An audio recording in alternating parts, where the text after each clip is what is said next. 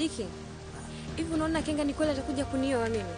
Lakini mimi ninakuja nilikuwa kuna tatizo, naomba unisaidie. Mimi naona hapo hakuna cha kurogwa wala nini. Na kama tumerogwa, basi mchawi Mpendo. Wewe waitana kesho kutwa. Haya ya kesho kutwa ni yako. Mimi nimekupa mpaka Jumatatu asubuhi sana ama Jumapili jioni nilale nazo. Pendo ametoka kwa mumewe amekuja nyumbani. Amerudi hivi nakwambia. Amerudi. Pendo yuko nyumbani. Nyumbani tena na mtoto wake.